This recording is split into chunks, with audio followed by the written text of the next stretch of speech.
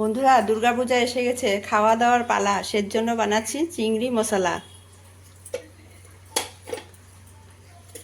চিংড়ি মাছটা প্রথমে কেটে নিব।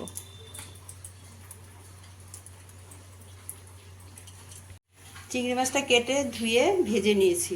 এখন আমি চিংড়ি মশলাটা বানাবো। সবচেয়ে প্রথমে সরষের তেল, ফোড়নে কালো জিরা, পেঁয়াজ কুচানো।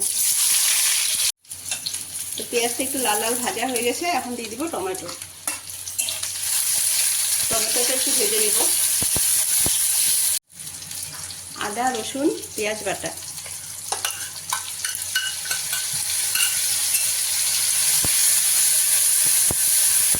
এটা একটু ভালো করে ভেজে নেব। আদা রসুন পেঁয়াজ বাটাটা একটু ঢেকে দিব। ঢাকনাটা উঠিয়ে দিব। মশলাটা একটু ভালো করে ভেজে নেব। স্বাদ মতন লবণ, পরিমাণ মতন হলুদ, লঙ্কার গুঁড়া, জিরার গুঁড়া, ধনিয়া গুঁড়া, কাশ্মীরি লঙ্কার গুঁড়া।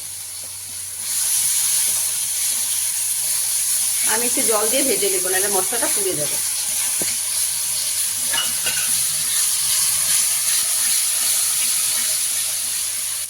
মশলাটা আমি খুব ভালো করে কষাবো, যতক্ষণ পর্যন্ত উপরে তেল না আসবে ততক্ষণ পর্যন্ত আমি কষাবো। মশলাটা আমার খুব সুন্দর কষানো হয়ে গেছে, আমি এখন জল দিয়ে দেবো। বেশি জল দেবো না, অল্প জল দেবো।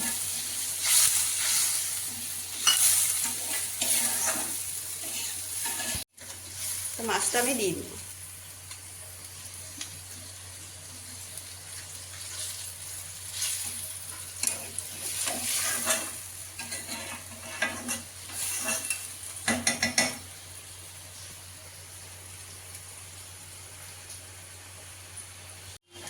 একটু গরম মশলা পাউডার দিয়ে দিব।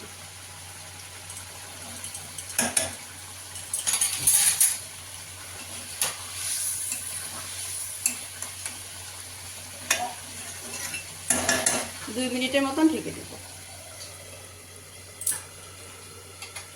ঢাকনাটা উঠিয়ে দিব।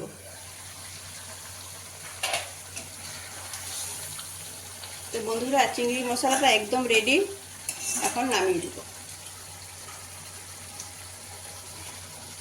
তো চিংড়ি মশলাটা আপনাদের কীরকম লেগেছে আপনারা কমেন্ট করে জানাবেন। আপনারাও এরকমভাবে বানিয়ে খাবেন আর আমার চ্যানেলটাকে সাবস্ক্রাইব করবেন।